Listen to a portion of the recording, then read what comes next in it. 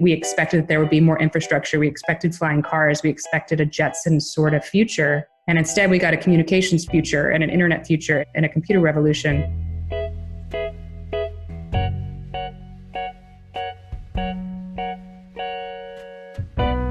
Great companies and great stories all share similar themes: imperfect protagonists and an important mission that simply must be achieved. Those are the words of today's guest, Katherine Boyle, a partner at General Catalyst, which is a global investment firm that recently announced it had raised $2.3 billion across 3 new funds. Katherine has backed a number of notable companies you've probably heard of, like Stripe. She's also backed companies like Anduril, a new type of defense company working hard to keep American service members and civilians safe. In her words, the best CEOs and founders are able to look at data, synthesize it, process it quickly, and then mobilize a team to rally around a mission.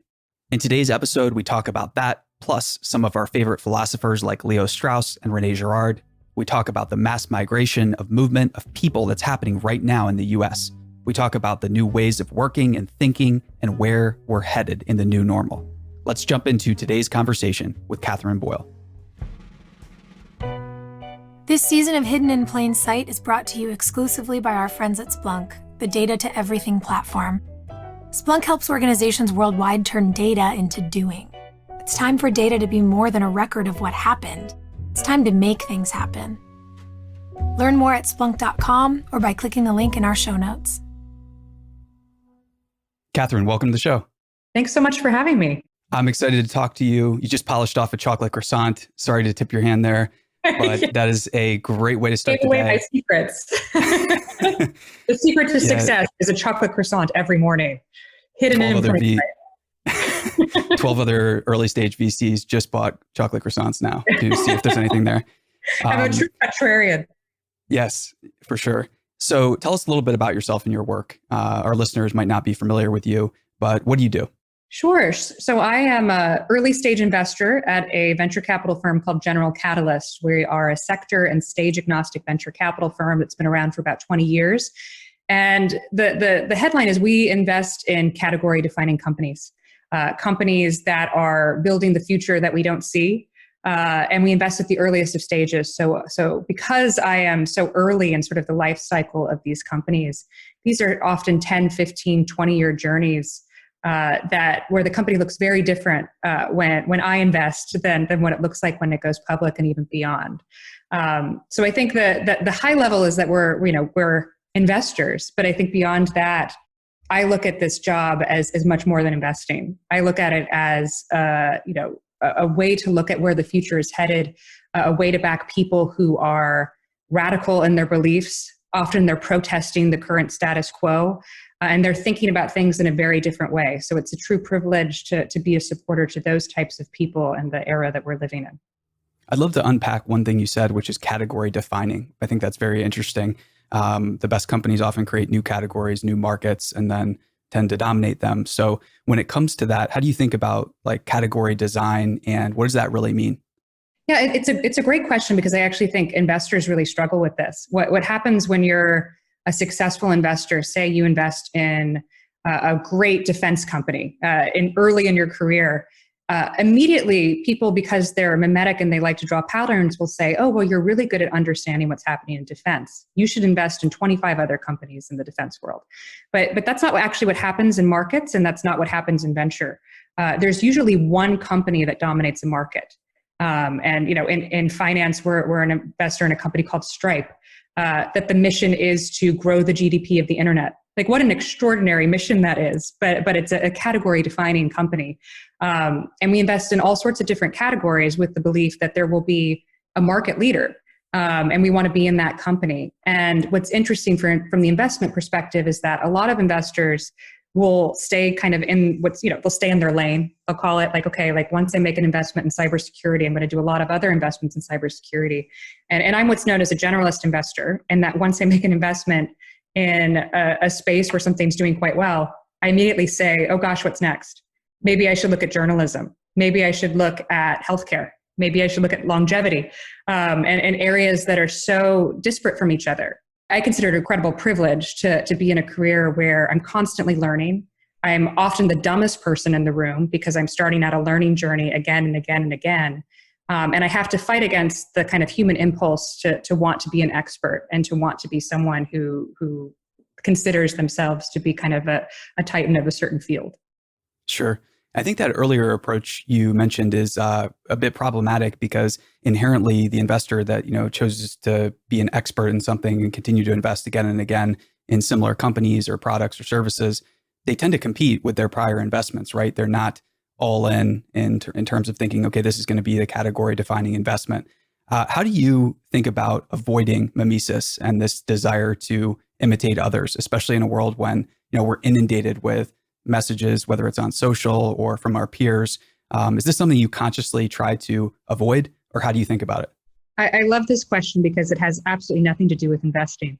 It has a lot to do with belief and practice and habits. And I think it is human nature to mime each other. It is human nature to want to be like the people that we see succeeding and to imitate each other. And this is a Straussian view, a Gerardian view. There's many philosophers who've written about like that this is something that is innate within us and we have to fight against it. And I think success begets success in a way where when people start feeling like they're going down the path of success, they think they're doing things right. And certainly in investing, there's many examples of people who stay in their lane, make many good investments, have wonderful careers, and who kind of build off of that sort of expertise, and that's one strategy. But I think what often happens, and I think this is the untold story of investing, but also the untold story of company building, is that we see someone doing something successfully and we try to match that person's behavior. And if it's not your core strategy, if it's not who you are, and if it's not original to who you are, you'll likely fail. This goes counter to sort of like human behavior early in our lives. It's like all babies learn from their parents, and that's actually how you learn the fastest. And that's fine. Like that's innate within us that we learn from mirroring each other. But the outlier scenarios in everything in life come from doing something differently that other people don't see, which is of course the kind of title of your podcast. And so I very much believe that you kind of have to constantly be asking yourself, like, why am I doing something? How am I going to get to where I'm going to go? And that's much more of an internal conversation than an external conversation with your peers. I think that peer groups can be wonderful as support networks, particularly for founders, particularly as we move along in our life. But ultimately, this sort of individual journey and staying true to who you are and really questioning your own lies to yourself and your own narratives to yourself is the way to avoid that kind of mimesis. And it's a practice. It's an ancient practice in many ways to remain stoic when we get emotional or, excited about what's happening in our own lives. Very cool. And, you mentioned Strauss and Gerard. Let's start with Strauss here a little bit. So many people might be familiar with Persecution and the Art of Writing.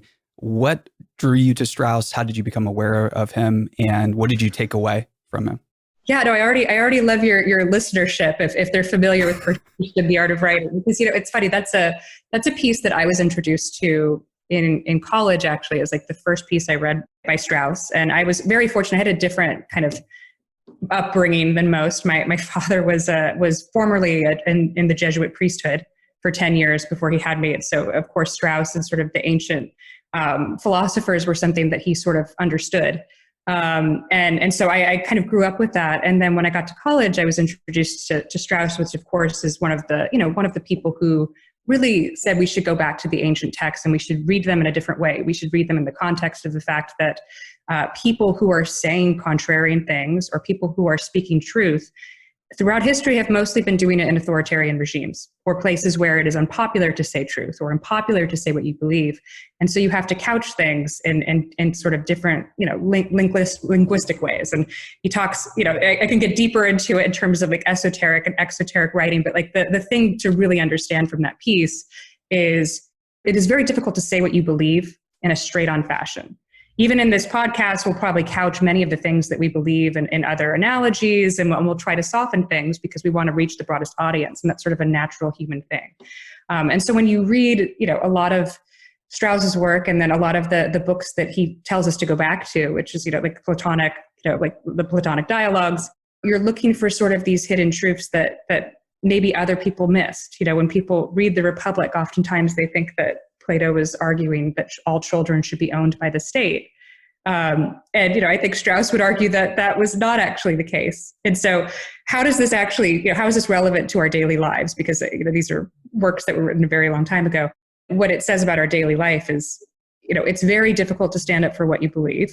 It's very difficult to say things head on. I actually think there's an opportunity to do that more now because, we are living in times where it's hard to say what you believe, but we're not in an authoritarian regime in terms of, someone coming to your house and pulling you away in the United States if you say something that, goes against the status quo. If you say something that goes against sort of what we believe in business to be true or what we believe in our daily lives to be true. So I actually think there's a great opportunity to kind of move away from the Straussian instinct of we must protect ourselves and to say things that we believe and actually have real conversations and dialogues about what's going on in the world. And for the first time in history too, there's opportunities to say those things through, anonymous pseudonyms and things of that nature. And there's also economic opportunities kind of on both sides of the spectrum where you can still earn a living. Even if you're, ostracized in some digital sphere, there's other spheres that you can go to where you might find your people more quickly that way. The whole story of social media is just sort of beginning. And I'm very excited about new media properties and companies like Substack, which, I think is for sure. In my world, people have been talking about a lot because it's allowing journalists and people with alternative voices to have a broader reach. And I think, that's sort of the story of social media is that for so long, if you wanted to get your opinion out to the world, you had to go out through a paper newspaper. And we spent decades building these massive distribution platforms that were incredibly important to society from the 50s onwards to allow people to get news. Or you had to be on one of the 3 channels on television if you wanted to get your voice heard. And there was sort of this gatekeeper mentality of there are editors who are going to decide whether your voice is strong enough. And I think that, the biggest shift that we're seeing is that everyone has a voice now.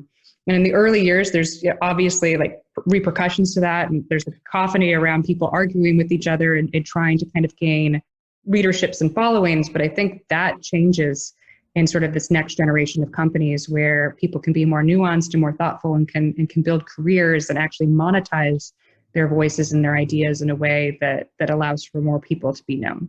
So I think there's a lot of opportunity to be yourself and to have a unique voice in this new influencer economy we're seeing. Completely agree. And shifting gears to Gerard for a little bit. So if people aren't familiar, Rene Gerard, French philosopher, he taught at Stanford. He's written a number of fascinating books. My personal favorite is Job, but I would love to get into that. So how did you hear about Gerard and what have you taken away from some of his works? It's so funny because I know a lot more about Strauss than I know about Gerard. And I've been talking about this for a while. I did not know who Gerard was until I moved to the West Coast. And I think that says a lot about sort of East Coast, West Coast dynamics where, Strauss was this professor at the University of Chicago, very influential in, mid-20th century. Gerard was sort of this, he was a Stanford professor that I think what I interpret him as someone who sort of reinterprets the Christian story in a 21st century mentality. Almost in a scientific way. Yeah. Or anthropological, I guess is a better way of couching it. And he was an anthropologist. He was a theologian. He was someone who sort of merged a lot of views. And I think his primary thesis is that mimesis and this sort of desire that humans have to each have these sort of scarce resources can lead to violence and lead to scapegoating. And the 2 greatest scapegoats he talks about Jesus Christ is the greatest example of scapegoating someone for various beliefs. Socrates is also someone who was scapegoated, but it's these people who say things that society scapegoats because they can, and that comes from mimetic desire and it comes from scarce resources. And so I think there's a lot of people who believe that abundance is the best way to move out of that. Out of that sort of human instinct to scapegoat. And what's interesting is I think that's been adopted by a lot of technologists as, building new technologies, building new companies leads to abundance. It's not a zero-sum game. If you're building new societies and you're improving quality of life, which I would argue that Silicon Valley has done so more than any other, asset class or any other part of the U.S. economy over the last 50 years, that's a good thing, and that actually kind of rails against this society of scarce resources and zero-sum games. But there's a lot of interpretations, and I'm not a Gerardian scholar by any means, and I sort of came to it pretty late. But I think his work is really interesting in that it does explain a lot of social media culture, a lot of the fights that we see on Twitter, which is people arguing for airtime, but also scapegoating people for various beliefs at different times, sort of haphazardly. And so I hope that the next generation of products kind of take into account this theory of abundance versus scarce resources. Yeah, I think they are. And that's a debate that's one where many people want to come to the table when you start talking about abundance as opposed to who gets what and dividing up a pie that's already not big enough. As we think about venture and investing in the world of hedge funds and private equity and everything, it's been a struggle over the years for these asset classes, I think, to prove themselves, but in terms of ROI and IRR. However, at the same time, you have, just a rush of people trying to get in. There's 10,000 hedge funds in the US. There are more people becoming venture investors than ever before. Where do you see these spaces? And do you see this as becoming like the new normal?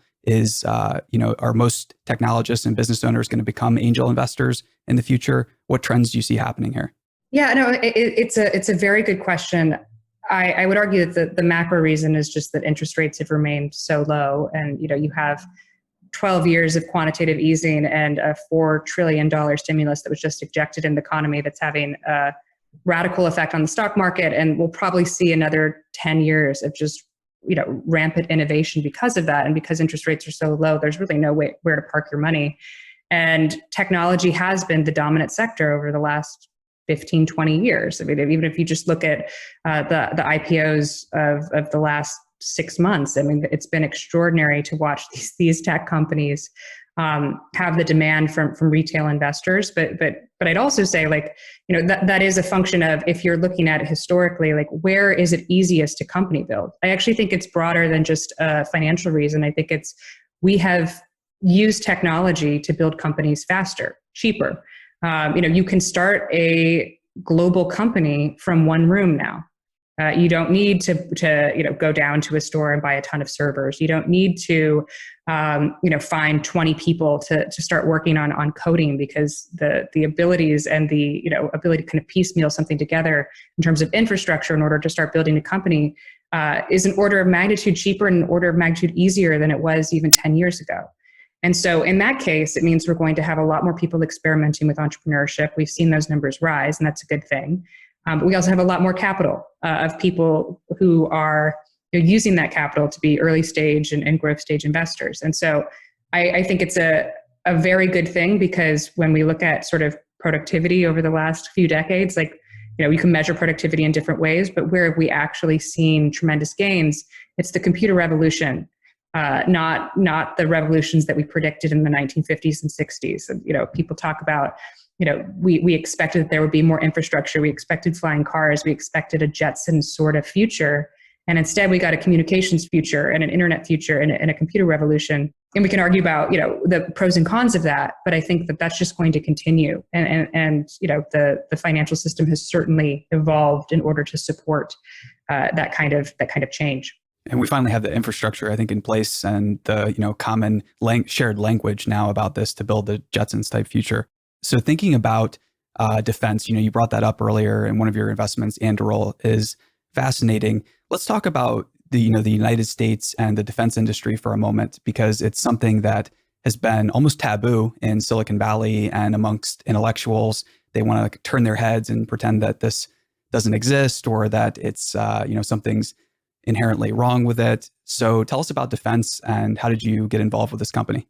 Yeah, no, so I can share sort of my initial reactions to diving into this market, because I didn't know much about it. I lived in Washington for 10 years. I've always been a student of history, and have a lot of friends that work with the DoD and intelligence agencies. So it wasn't something that was foreign to me in any way. But the sort of business of the primes was actually very unknown to me until I started looking at this category.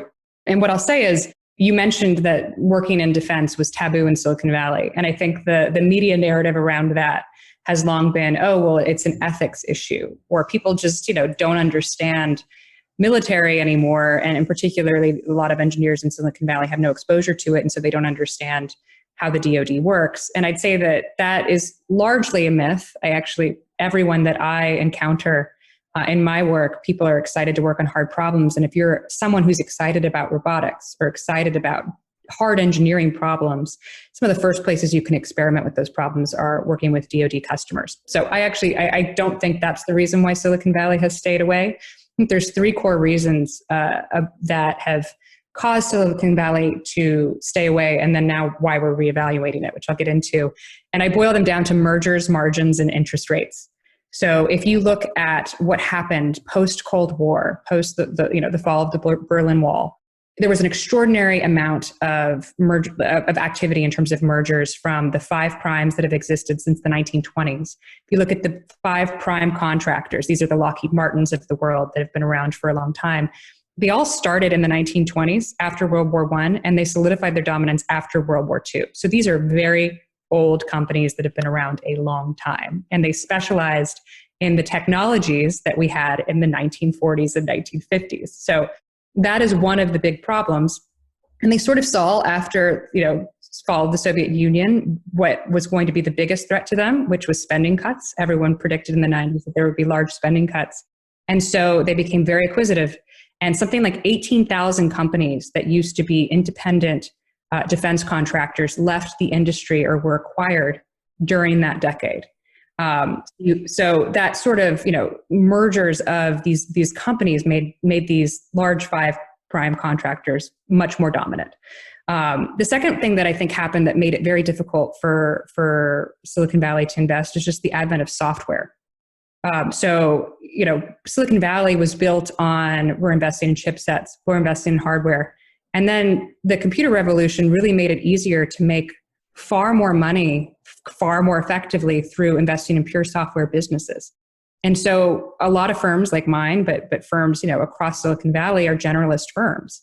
And if you're looking at a company that's going to have 50 to 60% margins because there's a hardware component, and you're looking at another company that has software margins, 9 times out of 10, the software margin company is going to be a better investment. So it became sort of a question of, well, why would we invest in all of these hard things when we can make money off of investing in things that are just as important but are pure software businesses? So that was definitely a trend that happened. And then as we've talked about, interest rates have really been one of the catalysts of Silicon Valley, but they've also caused a function of the venture ecosystem to change that I think a lot of people don't understand in Washington. And that change is that fund sizes in Silicon Valley have gotten much larger. So for example, my firm, started out as a $200 million fund in 2000. When I joined my firm, we were investing out of an $800 million fund. Now we're investing out of a $2.3 billion fund. And I've been at my firm for 4 years. So that's an extraordinary change in terms of what you're expecting companies to be able to achieve. The way that venture math works is that it's usually one or two companies that return an entire fund. It's a power law theory. And so you're trying to invest in companies that can become 10, 20, $30 billion companies. And if you look at the history of defense investing, the only companies in the last 25 years that have met that threshold are SpaceX and Palantir in terms of being government companies. And Palantir isn't even a full-blown government company. I mean, they sell to commercial as well. So when you look at that history, and I think the third, I can't even remember the name of the third company, but it was acquired by, I think, Raytheon for something like $400 million, which is a lot of money. And it's a good company. But for an interest rate time where, money, or I should say money is cheap and like people can raise funds very, very quickly, and raise large funds at that, the economics of venture make it very difficult for someone to say, we're going to invest in a company that's going to be able to be the size of Raytheon. And getting to Anduril, which is an incredible company that we're lucky to be investors in, the thesis on Anduril is actually we can build the next Lockheed Martin. We can build the next Raytheon because there's been a fundamental change in how technology is built. And with very strong engineers and very strong business-minded people, now is the right time to start building for the Department of Defense and this next generation technology that we need. So we very much believe that now is a good time to be investing in this, despite all of the things that I just said were wrong with the industry. But I do think that those are the underlying factors that investors are thinking about when they're investing in defense. You mentioned fund sizes and power laws, and I think this is very interesting because it can sound cold and callous from the outside, but it's also the best way for firms to provide a return to investors and create something new that helps a lot of people. So, when you're doing this, does each investment have to return the fund? How are you thinking about making investments? How big do they have to become? And is this a thing where General Catalyst is looking to like back up the truck, into winners? What are your philosophies here? Yeah, and I like that you called out that it sounds cold and callous, because I actually do think it's hard. We have these conversations where we talk about the math, and I always have to remind people that we're all here for the same mission. Like we're like, particularly around defense, that, there's a number of investors who are committed to investing in American renewal. And that is at the top of every decision that we are making. Responsible innovation is something that we care deeply about at my firm. It's not just a talking point. We talk, like, the reason I love my job and being someone who loves political philosophy is that I get to talk about ethics, and I get to talk about ethics with the founders. I get to talk about ethics with my partners. So that is something that is so embedded in the job. I don't want it to make it sound like all investors think about is math. But the best companies merge mission with margin. And that's something that one of my favorite founders, Rachel Carlson at Guild Education, who's helping to upskill American workers who work wage jobs. That company is an extraordinary company. It's in Denver. It works with Walmart. It works with Chipotle. They're working with extraordinary companies, helping them send people back to school so that they can improve their lives. And the thing that I feel most strongly about is that right now, government is so ineffectual that we have to depend on these radical founders to build companies with strong missions. So I never want it to sound like it's being cold and callous. I don't think that investing in companies that are already winning is a callous thing. I think it's good strategy. There's a reason why cultures emerge the way that they do. I spend a lot of time thinking about organizational behavior and culture. And there are certain cultures that just allow for scale, where people feel empowered to stay at a company for 15 years. I mean, the Amazon story is certainly that, where you look at the number of people who've spent their entire career at Amazon since the beginning is extraordinary. And that says something about the culture that has been built from day one of independent thinking, of how do we build new products? How do we please and delight the customer?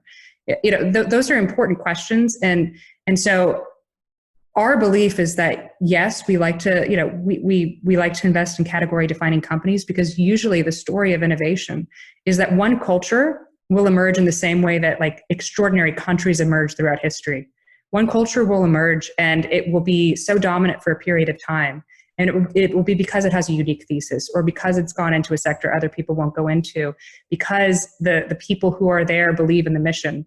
And so you can't really replicate that. I'd say like one company or one or two companies that are dominant in a sector is probably more powerful and probably building more for productivity than say 20 companies that are somewhat mid-lane and maybe not able to kind of keep talent and be able to keep vision for a long period of time.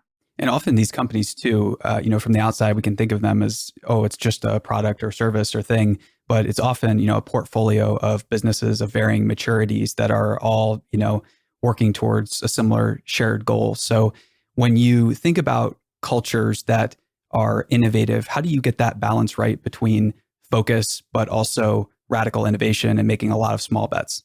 As an outsider, I have to have a lot of frameworks for how I think about the best cultures. I think the best cultures are people make decisions very quickly, and they understand that you're constantly running experiments, you're constantly questioning. You have a culture where people can question each other, where there's high trust, where there's not there's one dictator and everyone fears the dictator. That's a bad culture. You want people who are contributing their best work, people who are asking a lot of questions, but who are also very decisive.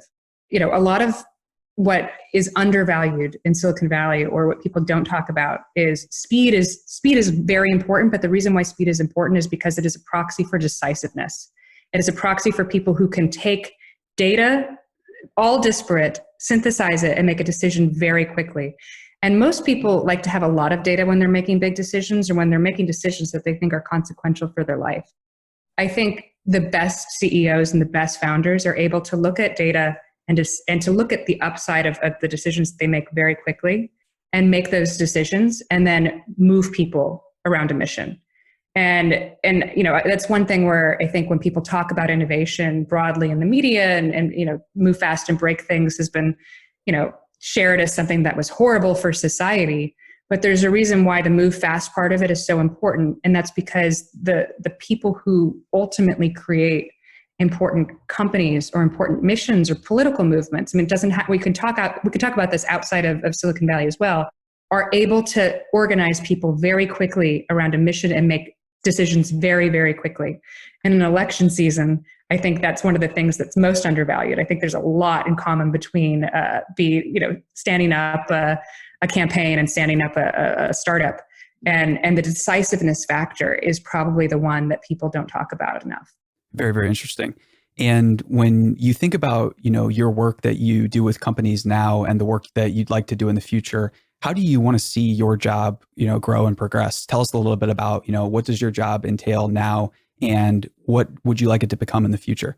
Well, what's great about my job is that there's never a dull moment. There's always an interesting, I think of this job as, so I was a journalist in a past life, and there's nothing I love more than story.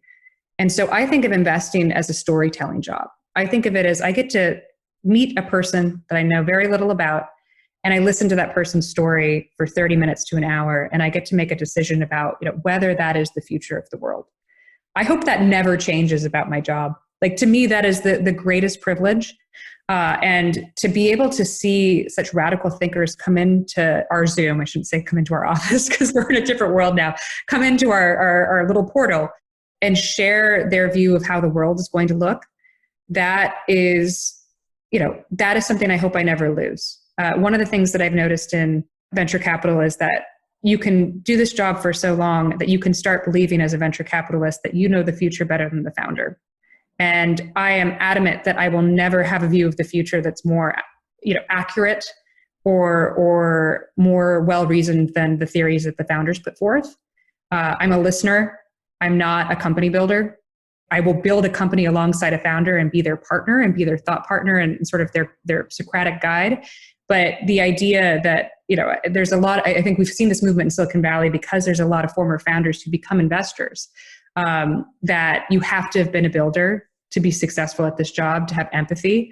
And I fundamentally disagree with that. I think having been a storyteller, having been someone who is just radically obsessed with these heroic figures that really believe that they can change the future, I want to be the person in the shadows helping them. I do not want to be the person in the forefront that is, very adamant about where the future is going.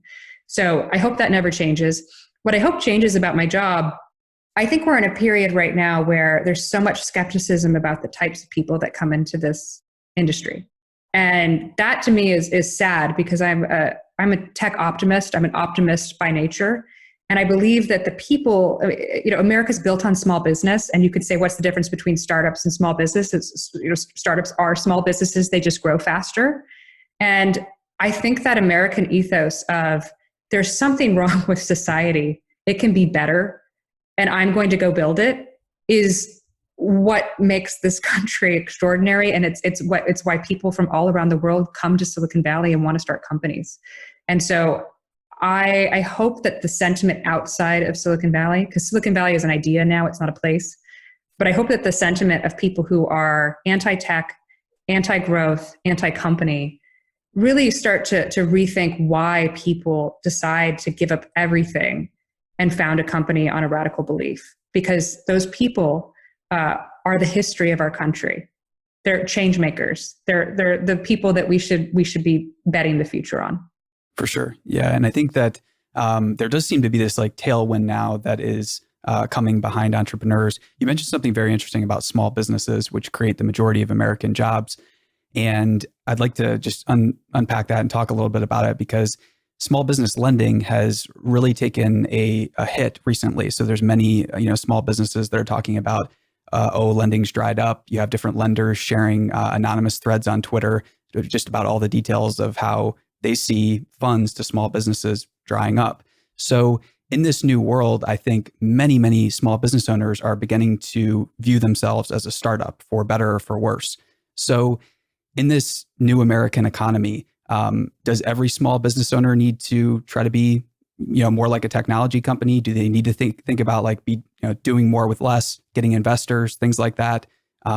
What do you think needs to change here in order to have more successful businesses? Yeah, so I said that they are similar in terms of how they start out, but they're very different in practice and very different in terms of how you want to build for the future. I was reading today, actually, the U.S. Census Bureau said that 90% of American businesses are family-owned businesses, where the family is going to pass the business down to another family member, or family members are working together. That is the backbone of the American economy. I think it is incredibly important to support family-owned businesses. And I don't think that someone who wants to run a restaurant in my hometown of Gainesville, Florida, needs to aspire to be a 10, 20, $30 billion company built off technology. Those are fundamentally different aspirations. They're different versions of the American dream. And so I certainly don't think that that's necessary. What I do think is really interesting is that there is this new sort of, angel investors used to only invest in technology, and now they're investing in belief. So my firm, for example, the reason why we have to be so obsessed with category of defining companies is because we get our money from pension funds, endowments, universities, hospital systems. And the money that we return to our limited partners, our investors, goes to help people get scholarships to universities across America. It goes to fund incredible science. People who are, one of our LPs is actively looking for a COVID vaccine. Like we have to be good at our jobs, and we have to return as much capital as possible, because those are incredibly important missions. But angel investors, there's a lot of people who are pillars of their community around the country, and they want to support missions they care about.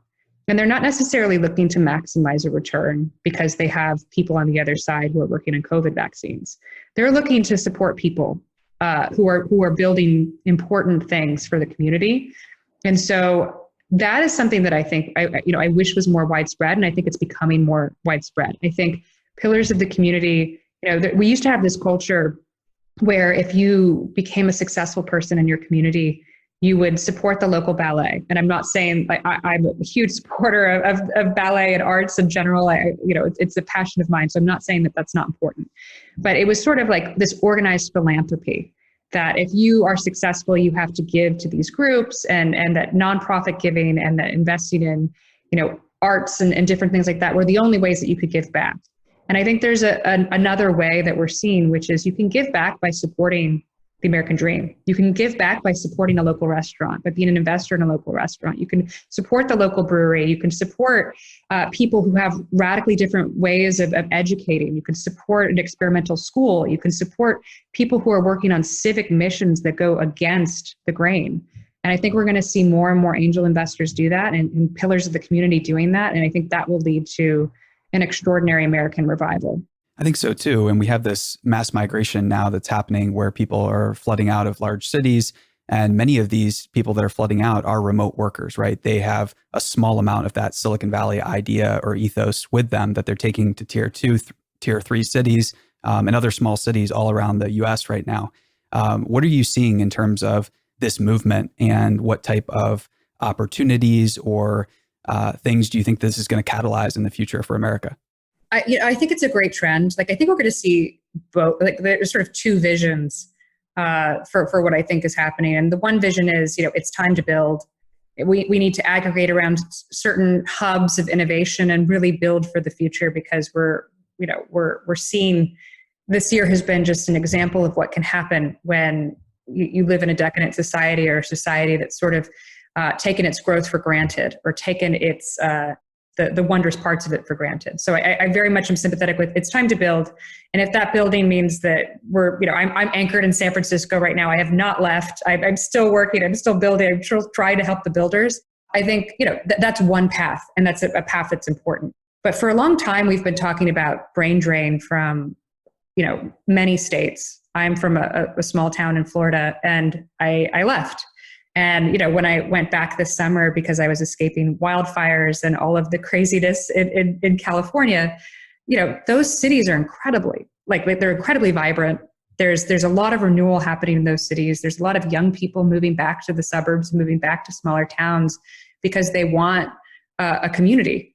And that's like, there's this view that like Alexis de Tocqueville said, like, these small towns with common values is very much the sort of American dream, that people kind of aggregate around common beliefs and they build their society, but these are small ecosystems of people who really care about each other. And there's sort of a communal mentality to it where I know my neighbor's name, I help my neighbor, and there's a lot more buy-in to the community. And that is another part of the ecosystem that we need to see, and it is enabled by remote work.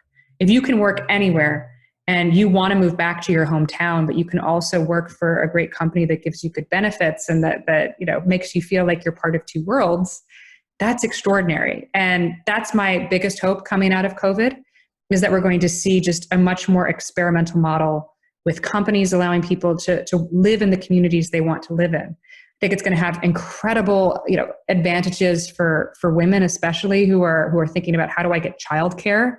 If you can move back to be close to your family and kind of live in this more communal nature, then I think people are going to be really excited about the new family models and the new work models and the opportunities that open up. And that's going to lead to a revival of cities that had seen this brain drain for the last 20, 30 years. Yeah. And I think too, it's combating one of the most dangerous trends that we see globally, which is this thing that happens in more educated and affluent countries where people have fewer children. Like people are much more amenable to the idea now of having a large family if it's sustainable and fun, instead of being cramped into a small smoke-filled California place. So when it comes to what you see on the landscape in terms of the U.S. and China. I saved the softball for last. Don't worry. Good. Can't go on the podcast talking about China. I know, right? But this is such an important subject right now because there's so much fear, there's so much propaganda. There's also some very disturbing things happening. We're kind of in the midst of this Cold War, and we have been for a while in terms of like cyber warfare, in terms of political ideologies and things like that. How do we get through this time in a peaceful and prosperous way? Any ideas, or are there any thinkers that you follow that you think are balanced and not going to, strike some incendiary powder keg of problems? How do we get through this smoothly? Yeah, I agree with you that I think that we have entered into this Cold War. And I think what's important for people to understand is that we have very different governing models. So when we talk about, what's wrong with China, it's not the Chinese people. It's the Communist Party of China and how they operate government. And one of the benefits of how they operate is that they are centrally planned. They tell any company in China that we have access to your technology. We can use you for dual use purposes. We can use you for military and government purposes, and we can use you for commercial purposes. That is very different than how the US operates, where we have a capitalist system where if the government wants to work with any company, they have to pay that company, and the company gets to choose whether or not they work. And I'd say these are the fundamental differences between the Chinese type of innovation or China innovation and companies that have been built in the last 10 years, especially, using technology, versus the US and how technology has evolved here. I think it says something that the ecosystem for tech innovation is on the West Coast and Washington's on the East Coast. And I actually think that's a fundamental hurdle that we have to get over, because it makes it harder to compromise and harder to come together when you're 3,000 miles away. And the centrally planned government, but also sort of tech ecosystem in China, it's a totally different way of working between commerce and government. And so we have to understand that, and we have to get over sort of that, because it's much easier to be centrally planned when you're entering a period of turmoil against other countries. What I would say is that I think that the biggest opportunity that the U.S. has during this new time is an opportunity for American renewal and an opportunity to bring types of innovation that we have outsourced back to the U.S. To shore up, semiconductors, to shore up. I think something like 95% of rare earth elements are based in China. We have mines that used to exist in the U.S. that have gone out of business. So there's many different ways that we can ensure the industrial future of America, and that we need to invest in it. And that is going to be not just, that's not something Silicon Valley can solve. We're not equipped to solve it. That's something that government also has to solve. And we have to work together on the best practices to do that very quickly. Because like you said, I think people are waking up to the fact that this is a different time. In 2012, I said this a lot. Investors, in 2012, like there was a hopefulness that China was a market, and that we would actually find ways to work together. That there would be American tech companies operating in China and vice versa, and that did not happen. And so now that did not happen, we have to figure out ways to make sure that American innovation can continue and that it can be self-sufficient. Yeah, and I think the example of America and the Middle East interacting in terms of oil is one that gives me a lot of hope, where it's like, okay, the US, I think last year or over the last 2 years became self-sufficient. They became the world's, I think, leading exporter of oil and natural gas, or else we're pretty close to that. So this is a pretty promising thing. I think hopefully we can replicate something similar without, war or conflict. You mentioned people who I think are really good on this topic. So I think there's a lot of academics, particularly West Coast academics and people who are working at Stanford, who have thought a lot more heavily about this than me from the academic perspective. So Amy Ziegert is one professor who I think is extraordinary on this issue and was sort of an early warner of what was happening in terms of the divide between China and the US. And then Jacob Hellberg, who I believe is at the Cyber Policy Center at Stanford University, has written a number of pieces for foreign policy and elsewhere about sort of this need for American reindustrialization, and can talk far more, his writings are far more in depth than what I just said. So I'd say, like, very much if you're interested in this idea, I think those two academics have been very thoughtful about these issues. Katherine, this has been awesome. Thanks for being generous with your time. Are there any final thoughts you have for listeners? You generously mentioned the show's called Hidden in Plain Sight, and we love to figure out, what's out there that's obvious to you, that's not obvious to everyone else. So if there's something that's hidden in plain sight or that you have on your mind, the microphone is yours. Well, this has been such a terrible year in many ways. 2020 will, historically bad in terms of what's happened to the country, in terms of what's happened to jobs. And I sit in a very fortunate position. And so I realize that. And so it's easy to say we need to remain optimistic when I have this perch. But I genuinely believe if you go back through history, these moments in time, not just in the US history, but just throughout history in general, these sort of sea changes that happen lead to incredible revivals.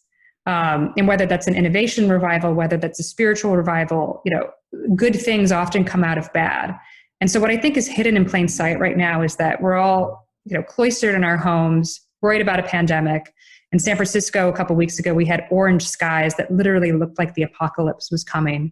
And I do think it's darkest before the dawn. And so I am very excited about what I think is going to be just a decade of American innovation and American renewal that we have not seen yet.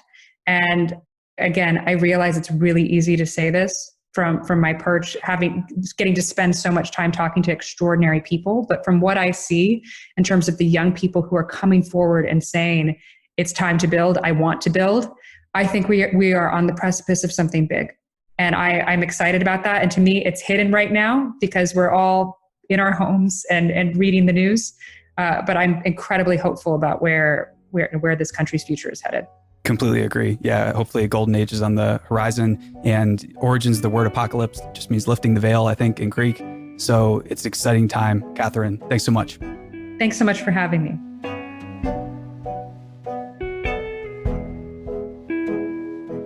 I'm Sophia Bush, and you've been listening to Hidden in Plain Sight from Mission.org. This podcast is sponsored by our friends at Splunk, the Data to Everything platform. In today's data-driven world, every company, big or small, new or old, is sitting on terabytes of unused, untapped, and unknown data. Splunk helps turn all that data into action. Using cutting-edge AI and machine learning, Splunk delivers real-time predictive insights that will help you on your mission to change the world. With solutions for IT, security, Internet of Things, and business operations, Splunk empowers people to make faster, better decisions and take action to get things done. It's time for our data to be more than a record of what happened. It's time to make things happen.